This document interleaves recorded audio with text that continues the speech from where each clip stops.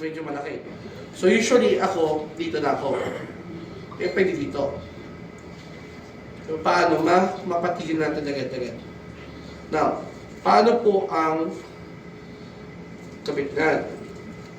Meron tayong body aid at self-aid na tinawag. Kapag nakita niyo po yung kulay-pula na yan, dapat papunta sa'yo. Kung ako magkakabit sa kanya. Pero pag siya magkakabit, sa'yo niya, dapat papunta sa kanya yung wala. Ugot. Tapos, suot lang. Mampulsukan mo, sir. Pulsukan mo. Ito. Diyan. Pulsukan mo. Kaya pulsa, di ba? Tumitibok pa. Buti pa. Buhay pa, buhay pa. Ang usually sa tourniquet, sa paghigpit po siya. Dito, sa stop. Kuha. Doon po nakasanay. Hindi po dito sa itawag namin ring glass. Kasi iikot siya. So dito po nakasanay. Higpit, onte.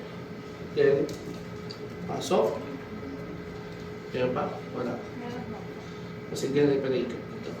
So usually 360 to. Palikot. Pag sobrang higpit, hindi na flexible. Oo nga. Yan, hindi naman namamatay. Alam mo, sa ikot lang. Then after nun, kabit. Kaya pa? Wala.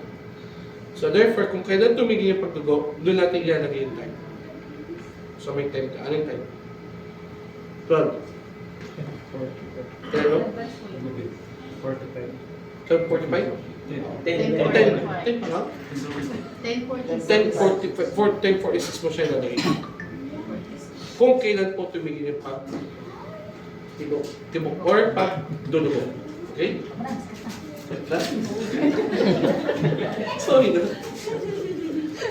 So, yung body, no? What if kapag self-aid? So, papunta sa akin. No?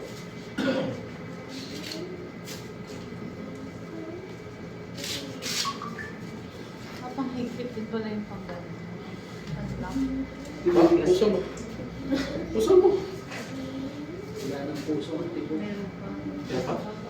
Pwede pa natin iikot eh. Pan-lock pala po siya. Saan mo yan bumili? Yes. Habang mga tigo mo dyan lumalabas, ikot pa sila. Oh, pero magandang pang first aid yun. Meron.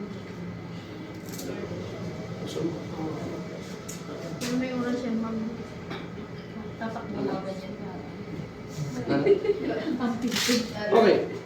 Alam Usually, ko, walang tibok may na time limit po mamamatay. ito. May oras yan. Dapat within 6 hours, mapunta na sa hospital. Sa Okay. loob ng 6 na oras. Yes. Siyempre, wala. Hindi naman tayo makakaabot ng 6 hours, di ba? Ang dahil punta tayo Bicol. Hindi yung hospital din, di ba? O na nga, hindi ba? Ilang minuto ng oil dito. So, yun. Tapos, pag naglagay ka nito, hindi po natin pwedeng luwagan. Why? Kapag nakilabit ko na dito, nakakabit na talaga siya. Kahit sabihin po na masakit na. Yes, wala tayong magagawa. Kasi bakit po? Number one, kapag niluwagan ko yan, lahat ng dugo na naiwan dito, may toxin yun. Waste. Pag niluwagan ko yun, papasok ang dugo, iikot yan, akalat, mamamatay siya. Tawag namin daw reperfusion syndrome. Kasi yung toxin na naiwan dito dahil nga wala ng dugo, no? May sugat pa. Hindi pala po siya doon, halimbawa, tinanggal, tapos yung pagbuga ng dugo, diretso labas, Hindi. hindi pala po. Buwikit pa yan. Kasi may part pa ng mga ugat dyan na nakakonect pa sa puso. So yun yung downside ko. Now, sir,